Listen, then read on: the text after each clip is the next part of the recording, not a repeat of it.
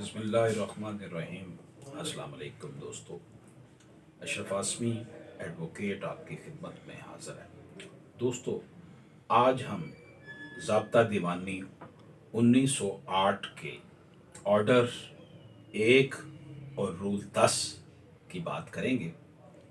और ये बड़ा जो है वो आम है इसका इस्तेमाल, इसकी इंटरप्रटेशन करना। 110 इसे कहते हैं।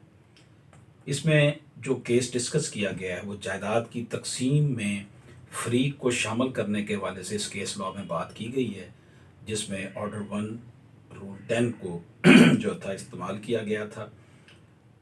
ये फैसला 2020 YLR 1294 में रिपोर्ट हुआ है। इसमें मदई का ये मौक़िफ़ था कि जनाब ट्रायल कोर्ट ने और डिस्ट्रिक्ट कोर्ट ने, यानी दोनों मुत्तहद अदालतों ने, जो मुद्दा अलैहान की तरफ से दावा तकसीम में जायदाद किया गया था उसमें उसको फरीक बनाने से इनकार कर दिया था। हालात व वाक़यात जो बताते हैं मुकदमे के, उसके मुताबिक मुद्दई ना तो ज़रूरी फरीक था और ना ही मुनासिब फरीक था, क्योंकि मुद्दई का जो क्लेम है वो मशकूक था।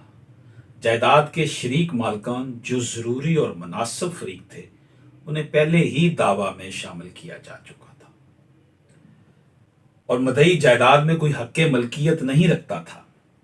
तकसीम के दावा में मुश्तरका खाते का हिस्सेदार सिर्फ और सिर्फ मावन मालक को ही ज़रूरी और मुनासिब फरीक बनाया जा सकता है।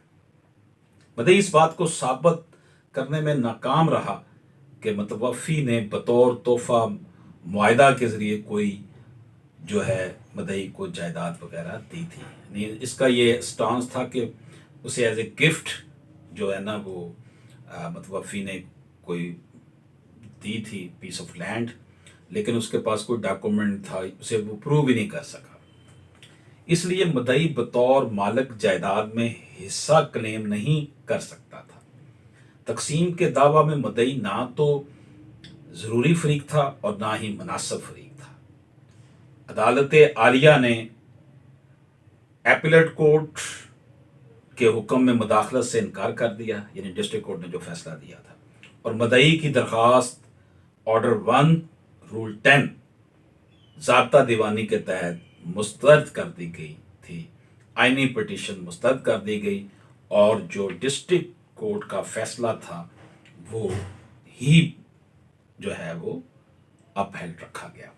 दोस्तों, हमारी जो प्रैक्टिस है दीवानी केसेस में, प्रॉपर्टी के केसेस में, उसमें 110 का इस्तेमाल होता है कि अगर आप ये समझते हैं कि आपका जिस के बाबत केस दर्ज किया गया है उस केस में आप भी जो हैं उस प्रॉपर्टी में जिसका केस है आपका भी कुछ लेना देना है, तो आप उसमें फिर ज़रूरी फरीक बनने की दरख्वास्त देते हैं। वहाँ आपने ये साबित करना है कि जिसकी जायदाद के मुतल्लिक बात हो रही है वो आप भी उसमें हिस्सेदार थे, या उस जो मालिक है या तो उसके लीगल हेयर हैं। अगर उसने आपको जो है वो गिफ्ट की थी तो उसका आपके पास कोई प्रॉपर सबूत हो या कोई वसीयत की थी।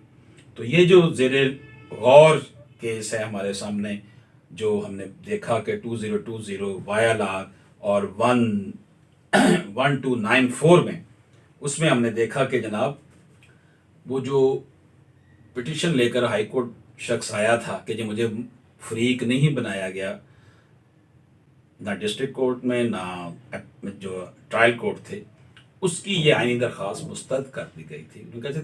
उन्होंने ये करार दिया अदालत आलिया ने कि ना तो ये ज़रूरी फरीक है और ना ही ये मुनासिब फरीक है, क्योंकि ये उस लैंड पर अपना क्लेम ही साबित नहीं कर सका। जब क्लेम ही साबित नहीं कर सका तो फिर तकसीम किस बात की।